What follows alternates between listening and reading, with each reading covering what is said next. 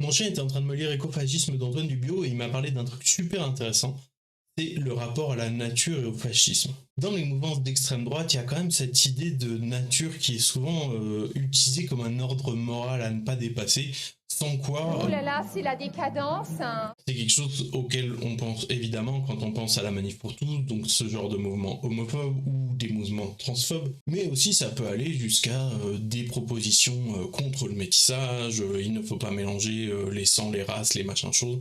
Et c'est quand même vachement pratique pour faire ce retournement et concrétiser idéologiquement ce qu'il y a à défendre dans la nature pour des mouvements fascistes. C'est-à-dire que l'enjeu, dès qu'on se dit qu'il faut activement défendre la nature pour un enjeu écologique, et à juste titre, on va très facilement pousser des discours qui vont être naturalisants, qui vont être essentialisants, qui vont pousser des idées d'extrême droite et faire infuser dans la société des idées qui sont proprement fascisantes. Alors évidemment, moi si je vous dis ça, c'est pas pour dire il faut pas défendre la nature. Et évidemment qu'il faut défendre la nature, évidemment qu'il faut...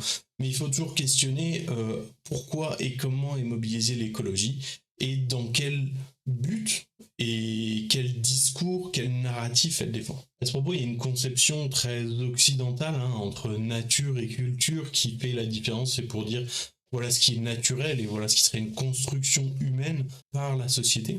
Et du coup, il y a plusieurs choses qui sont mises en avant par rapport à cette conception de la nature. Déjà, l'idée qu'elle est très occidentalocentrée, qu'elle correspond à une idée très précise en opposition avec le développement, l'ère industrielle, etc.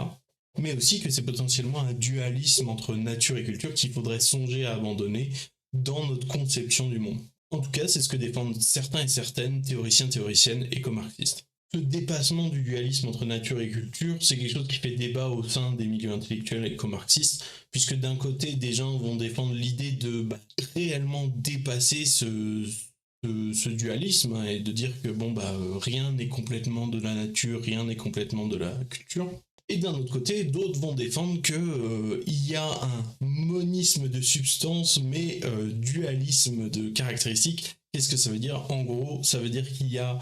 On peut pas dire quelque chose est naturel ou sociétal. Par contre, on peut dire que certaines de ses propriétés sont naturelles, certaines de ses propriétés sont sociétales. Et donc, comprendre ce qui relève de la perception par l'humain et la société et ce qui relève de quelque chose qui lui est propre, intrinsèque et naturel.